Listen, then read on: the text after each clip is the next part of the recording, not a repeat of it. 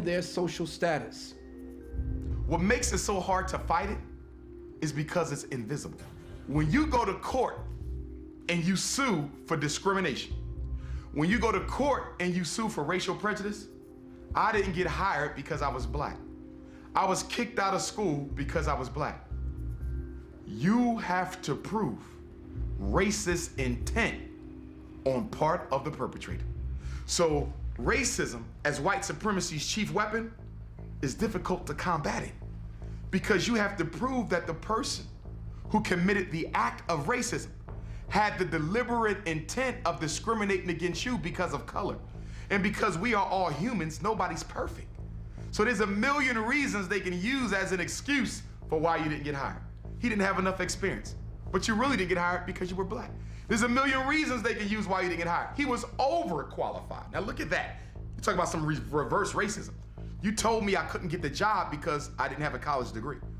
I came back with a master's. Now you're telling me I'm overqualified. So now before I didn't get the job because I didn't have enough education, now I don't get the job because I got too much.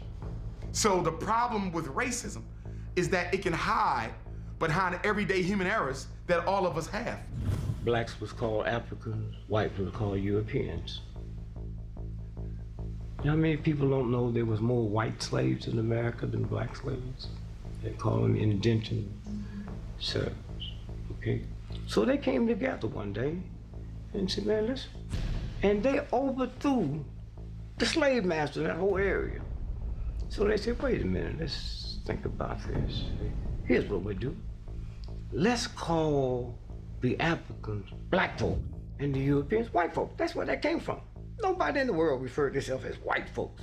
There were no people classified as white before the 1500s and 1600s. As a matter of fact, the term Caucasian is a very relatively new term. It was a guy named Johann Blumenbach who came up with that term around 1790, 1795. So these are relatively new terms. Were there white people in antiquity?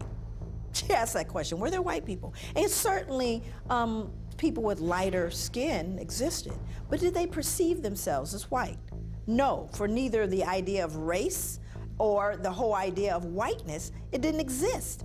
People weren't, there was no real relevance given to that kind of idea. People were more interested in the regional stuff and where you, but there was no concept. Not until the construction of the mid-1800s notion of the Caucasian, you know, Carl von Linnaeus and Johann Friedrich Blumenbach, who came up with this whole idea of this Aryan nation, just a whole basic fictitious hot mess, did the whole idea of race and whiteness even appear. But with the emergence of that construct of whiteness came the emergence of white supremacy.